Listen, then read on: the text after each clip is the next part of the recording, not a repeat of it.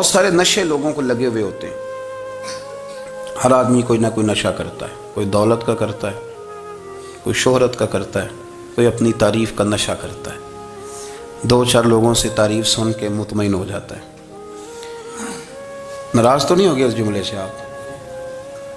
کرتے ہیں لوگ دولت کا نشہ بھی. یہ جب نقصان ہوتا ہے تو بندے بیمار نہیں ہو جاتے؟ پیسے ڈوب جاتے ہیں تو لوگ بیمار نہیں ہو جاتے؟ تو اس کا مطلب یہ ہوتا ہے کہ نشہ ٹوٹ گیا ہے. بہک ہوئے ہیں نا تھوڑے سے تو کانپتے ہیں, تڑپتے ہیں, پریشان. نشہ ہی اسی طرح ہی کرتا ہے نا, نہیں ملتا تو پریشان ہوتا ہے. یہ سارے نشے ہیں, مختلف قسم کا نشہ. ہم مانتے نہیں اس بات کو, تسلیم نہیں کرتے, کیونکہ تسلیم کرنا بڑا مشکل کام ہے. اس کے لیے تو بڑی ساری چیزیں جو ہیں وہ دبوچ کے اور بڑی سارے رستے پھلانگ کے آنا پڑتا ہے. تو بڑا مشکل ہے ماننا, ورنہ کرتے ہیں ہم. ہمارا مزاج ہے. یہ گھومنے پھرنے کا, دنیا دیکھنے کا بھی ایک نشہ ہے. یہ بہت ساری باتیں کرنے کا بھی ایک نشہ ہے. گپ شپ کا بھی ایک نشہ ہے. دو چار لوگوں کی جب تک پگڑیاں نہ کھول لیں, بعض لوگوں کو نیند نہیں آتی. یہ غیبت کا, چغلی کا, بددیانتی کا, یہ بھی ایک نشہ ہے. اس پر ملا رومی رحمۃ اللہ نے بڑا کلام لکھا ہے. وہ کہتے ہیں مانگ کے کھانے کا بھی نشہ ہے. مانگ کے کھانے کا بھی نشہ ہے. وہ کہتے ہیں کہ ایک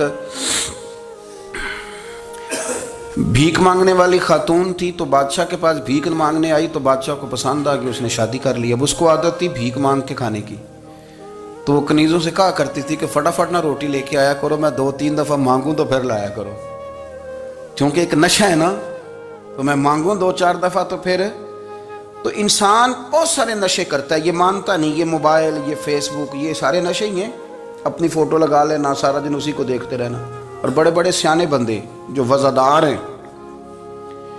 بڑے وزادار لوگ ہیں, لیکن وہ بھی سنجیدگی کے قائل نہیں, اس طرح کے نشوں کا شکار ہیں. یہ سارے نشے ہیں جو ہم نے پال لیے. ہمارے صوفیاء, ہمارے بزرگ فرماتے ہیں کہ تم اس طرح کرو, اگر سارے نشوں سے بچنا چاہتے ہو تو سجدے کا نشہ شروع کرو. سجدے کا نشہ شروع کرو. یہ نا اقبال کہتے ہیں, ہو عطار ہو, رومی ہو, رازی. آپ بات کو سمجھیں, عطار ہو, رومی ہو, رازی ہو, غزالی ہو, کچھ ہاتھ نہیں آتا بے آہ سحر گاہی. کہتے ہیں بہت بڑا صوفی ہو جیسے فرید الدین عطار تھے, بہت بڑا تصوف کا امام ہو جیسے امام غزالی تھے, بہت بڑا تفسیر کا استاد ہو جیسے امام رازی ہو. عطار ہو, رومی ہو, رازی ہو, غزالی ہو, پر کچھ ہاتھ نہیں آتا بے آہ سحر گاہی. اگر سویرے اٹھ کے روتا نہیں نا اللہ کی بارگاہ میں, اگر تہجد نہیں نہ پڑھتا, تو کچھ ہاتھ نہیں آتا بے آہ سحر گاہی. پھر اس کو کوئی چیز نصیب. میری بات کی سمجھ آ رہی ہے آپ حضرات؟ جب تک آپ سویرے نہیں اٹھتے, آپ اللہ اللہ نہیں کرتے, آپ کو نوافل کا چسکا نہیں, عبادت کا مزہ نہیں. فرمایا میری عبادت کرو, یہ شوق پیدا کرو, میں نے تمہیں پیدا کیا ہے. ہم لوگوں کے نشے ہیں, مختلف نشے ہیں, بڑا عجیب رنگ ہے. محفل کی صدارت کرنے والے بڑے پیر صاحب, بڑے القابات, بیچ میں سے بندہ تلاش کرنے سے بھی نہیں مل رہا, اتنے بڑے لقب ہیں اس کے. لیکن وہ سج سنور کے 2.5 گھنٹے بیٹھا رہا محفل میں, اور نماز کا وقت آیا تو اس نے مختصر سی پڑھی, وہ نکل گیا. ہلکے سے سجدے کیے. اتنا بڑا عشق رسول, نعت خواں, ہو کیا بات ہے. اور عشق رسول کا بہت بڑا پیغامبر, بہت بڑا مبلغ. وہ بیچارہ سمجھ نہیں سکا کہ اللہ کے رسول نے فرمایا تو نماز پڑھ, میری آنکھیں ٹھنڈی ہو جائیں گی. تو یہ نشے کے عادی تو ہیں, پر حقیقت کے قائل نہیں. یہ بس ٹھیک ہے, خوابوں کی دنیا میں لوگ زندہ ہیں, پر جن کو یہ جو نشہ تھا نا عبادت کا, یہ میرے رسول پاک کی چاہت ہے, یہ میرے نبی کریم علیہ السلام کی. آپ دیکھیں نا, حضور مہینوں جا کے غار حرا میں بیٹھتے.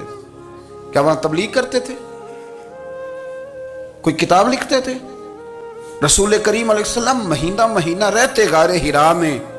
کوئی نہ مجھے دیکھے, کوئی نہ مجھے ملے. حضور یہاں کیا ہے؟ فرمایا میں اپنے رب کی عبادت کروں گا. نبی کریم علیہ السلام نے سجدوں کے ساتھ پتھروں اور پہاڑوں کو آباد کر دیا, سجدوں کے ساتھ. آپ کا سجدہ آپ کو بہت ساری چیزوں سے چھڑا لیتا ہے, یہ بہت ساری جگہوں سے جھکنے سے بچا لیتا ہے. صوفیاء, اولیاء یہ کیا کرتے تھے؟ یہ سجدے کا ذوق ہی تو پیدا کرتے تھے. سجدے کا ذوق. شاہ عبدالعزیز دباغ رحمۃ اللہ تعالی علیہ اپنے مریدوں سے فرمایا کرتے تھے کہ اگر تم پکے نمازی بن جاؤ نا، تہجد گزار ہو جاؤ، تو میرے پاس آنا جانا چھوڑ دینا۔ عرض کی حضور کیوں؟ فرمایا میں تمہارے اور رب رسول کے راستے میں رکاوٹ نہیں بننا چاہتا، اور میرا مقصود ہے تمہیں وہاں تک پہنچانا۔ جب پہنچ گئے تو پھر میری ضرورت ختم ہو گئی۔ ہاں کبھی وسوس آئے، شک پیدا ہو، تکلیف ہو تو آنا، ورنہ میں نہیں چاہتا کہ میں رکاوٹ بنا رہوں۔ تم اللہ اللہ کرو، اس مالک کو راضی کرو۔ میرے رسول پاک علیہ وسلم نے فرمایا بندہ اللہ کے سب سے قریب اس وقت ہوتا ہے جب وہ سجدے کی حالت میں ہوتا ہے۔ کس کے قریب ہوتا ہے؟ اللہ کے سب سے قریب ہوتا ہے۔ وہ بڑا نیڑے ہے رب کے، بڑا قریب ہے، اس لیے کہ وہ حالت سجدہ میں۔ وہ جب سجدے کرتا ہے نا، اس کی بارگاہ میں جب جھک جاتا ہے، آپ ذرا سجدے کی کیفیت دیکھیں نا، زبان بھی یہاں ہے، آنکھ بھی یہاں ہے، کان بھی، عقل بھی ساری، اس نے سارا کچھ رکھ دیا سجدے میں۔ آپ وہ کبھی پیچھے جائیں تو دیہاتوں میں کہا جاتا تھا ناک سے نکیریں نکالو، بہت بڑی سزا ہوتی تھی نا، ناک سے نکیریں نکالو، بڑی سزا ہوتی تھی۔ تو اس نے کہا مالک مجھے کسی نے کہا نہیں، پر دیکھنا میں نے رکھ دی ساری عقل سجدے میں، اور رکھ کے کہا کیا؟ سبحان ربی یا اللہ، اللہ میں پست ہوں تو اعلیٰ ہے، اللہ تو میرا رب ہے اور تو سب سے اعلیٰ اتنا۔ اور فرمایا جب یہ اس کیفیت میں ہوتا ہے تو پھر یہ اپنے رب کے قریب ہوتا ہے۔ کثرت عبادت، نوافل۔ ہمارے ہاں عمرے کی قرآن اندازی محفلوں پہ ہونے لگ گئی ہے، حالانکہ حدیث سے ثابت نہیں۔ میں دوستوں سے کہتا ہوں جائز ہے، کرنی چاہیے، عمرے کی قرآن اندازی جائز ہے، پر کسی حدیث میں نہیں آئی کہ قرآن اندازی کرو عمرہ کرو۔ حدیث میں قرآن اندازی یہ آئی ہے کہ نبی پاک علیہ السلام نے فرمایا تمہیں پتہ چل جائے نا پہلی صف کا ثواب کتنا ہے، تم قرآن اندازی کرو۔ عمرے کی قرآن اندازی کا تو پوسٹر چھپتا ہے، تو یہ والی قرآن اندازی کب ہونی ہے؟ ہونی چاہیے کہ نہیں؟ حضور نے فرمایا تمہیں پتہ چلے کہ اس کا ثواب کتنا، تو تم قرآن اندازی کرو، تم قرآن ڈالو۔ جب آپ نماز پڑھ رہے ہوتے ہیں، جب آپ کا مصلی آباد ہوتا ہے، صلاح الدین ایوبی ایک بزرگ سے ملاقات ہو گئی، بیت المقدس پر قبضہ تھا عیسائیوں کا، تو صلاح الدین بڑے پریشان تھے۔ وہ بابا جی کہنے لگے پتر کیا ہوا؟ کہنے لگے حضور پتہ چلا ہے دشمن کے 2 بحری بیڑے اسلحہ لے کے آ رہے ہیں، مسلمان پہلے ہی کمزور ہیں، اور اب اگر 2 بحری بیڑے اور آ گئے تو حضور مسئلہ بن جائے گا۔ تو میں پریشان ہوں کہ کس طرح یہ کم مسئلے والی ہماری فوج ہے کیسے مقابلہ کرے گی۔ تو بابا جی کہنے لگے پتر اس طرح کرنا، آج رات تو بھی دعا کرنا اور میں بھی کروں گا، تو بھی دعا کرنا، آپ ناراض نہ ہونا، ہم تو پیروں والے ہیں، ہم تو پیروں کے نوکر غلام ہیں، ہمارا تو گزارا ہی نہیں، ہمیں تو ملتا ہے سارا کچھ وہاں سے۔ پر میرا سوال یہ ہے کہ تعویذ لینے جاتے ہو نفل کیوں نہیں پڑھتے؟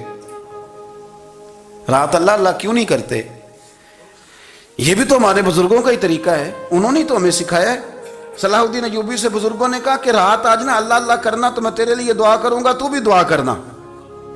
تو بندہ جب دکھی ہوتا ہے تو سجدہ کرتا ہے، تو پھر ہی تو مصلی بھیگ جاتا ہے، پھر ہی تو مزہ آتا ہے۔ سکھی بندہ تو کعبے جا کے نہیں روتا، دکھی تھے، تکلیف تھی، تو سر رکھا سجدے میں تو تڑپ گئے۔ اور وہ بابا جی کہتے ہیں میں مسجد آیا تو صلاح الدین چیخے مار کے رو رہا تھا اور کہہ رہا تھا مالک میں کوئی اپنی شان کے لیے تو نہیں نہ لڑ رہا، اللہ کو میں کوئی قبضوں کے لیے تو نہیں لڑ رہا، مالک تیرے لیے لڑ رہا ہوں، مجھے بے آبرو نہ کرنا، میری مدد فرمانا۔ کہتے ہیں میں آیا تھا کہ مسجد میں دعا کروں گا، پر صلاح الدین ایوبی کو روتے دیکھا تو میں لوٹ گیا۔ تو سویرے صلاح الدین ملے تو بڑے خوش تھے۔ میں نے کہا پتر کیا ہوا؟ کہنے لگے حضور وہ بحری بیڑے 2 آ رہے تھے نا اسلحہ لے کے، دونوں ڈوب گئے پانی میں ڈوب گئے۔ تو بابا جی کہنے لگے صلاح الدین وہ پانی میں نہیں ڈوبے، وہ تیرے آنسوؤں میں ڈوب گئے، وہ غرق ہو گئے، وہ جو تو نے مصلی بات کیا تو وہ تیرے آنسوؤں میں ڈوب گئے، وہ غرق ہو گئے، وہ تباہ، اتنے قیمتی تھے تیرے آنسو کے بہا لے گئے دشمن کے بحری بیڑوں کو۔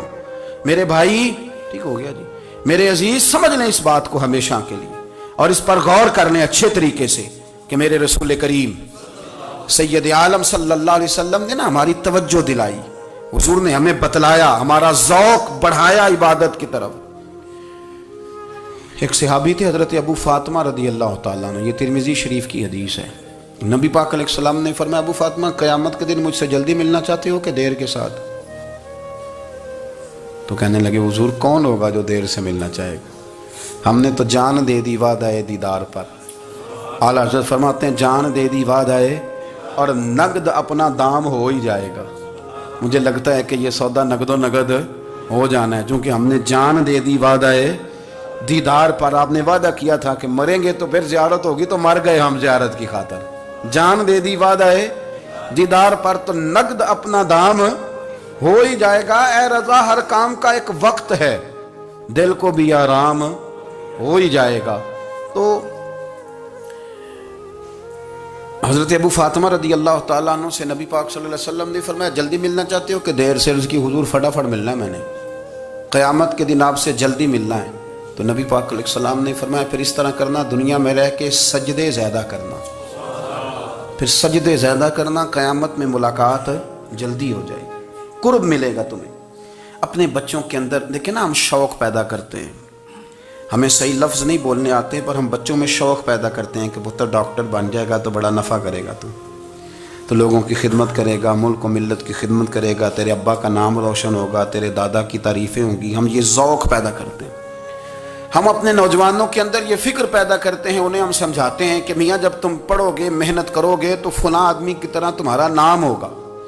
یہ جتنا ذوق ہم بچوں کے اندر ان چیزوں کا پیدا کرتے، ہمیں حکم ہے کسی طرح ہم ذوق پیدا کریں کہ پتر نماز پڑھے گا تو اللہ راضی ہو جائے گا، تو سجدہ کرے گا۔ دیکھیں نا میرے رسول کریم علیہ السلام نے فرمایا 7 سال کے بچے کو مسجد لے کے جاؤ، یعنی اسے شوق دلاؤ، اس کے اندر یہ خاصیت پیدا کرو کہ اس کا دل کرے مسجد میں جانے کا، اس کے اندر یہ خصوصیات لاؤ کہ وہ ہمارے ہاں نا ہر چیز کو پروموٹ کیا جا رہا ہے، ہر چیز کو، یعنی سر سنگیت سکھانے کے لیے اکیڈمیاں بن گئی ہیں، ہر شے پروموٹ ہو رہی ہے، عبادت کا جذبہ کم ہوتا جا رہا ہے، اللہ کا ذوق ہمارے اندر نہیں رہا۔